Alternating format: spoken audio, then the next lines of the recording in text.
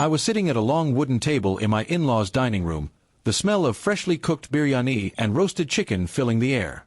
My wife, Sana, was laughing with her mother, her head tilted back in a way that usually meant she was telling one of her dramatic stories.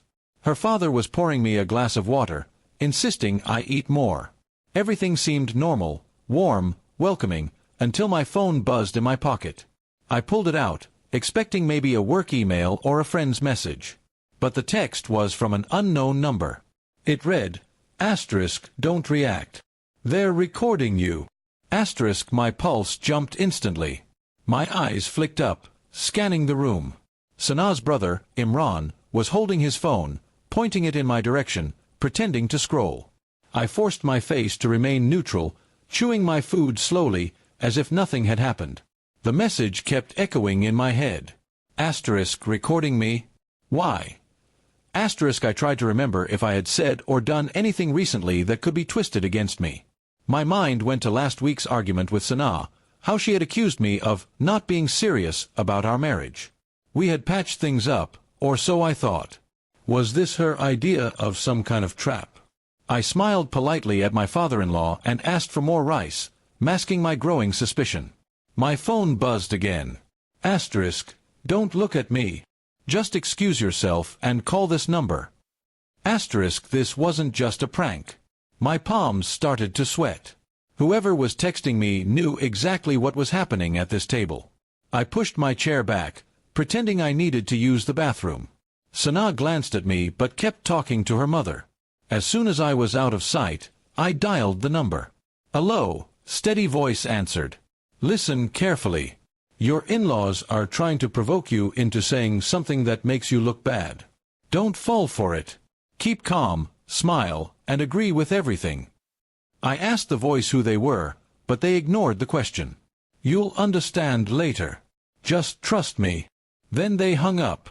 My head was spinning. Who would go out of their way to warn me? A friend? A stranger? Or maybe someone in the family who secretly didn't agree with Sana's plan? When I returned to the table, I could feel the tension more clearly. Imran's phone was now angled toward me more obviously. Sana asked me a question in a light tone. "So, do you still think I spend too much money?" She knew this was a sore spot. It was bait. I remembered the warning and simply laughed. "No, Sana. I think you're perfect." Her smile froze for a second, and Imran's thumb hesitated on the screen. They were expecting a different reaction. Sana tried again, this time bringing up my late nights at work. I kept my answers short, cheerful, and harmless. It was like playing chess, dodging every trap they set. The lunch ended awkwardly. Sana's parents seemed confused, maybe even disappointed. As we left, my phone buzzed once more. "Well done. You passed." I wanted to reply, but the number was suddenly unreachable. That night, Sana was quiet. I caught her glaring at her phone, scrolling through something. Finally, I asked, "Everything okay?" She muttered, "Never mind," and went to bed early.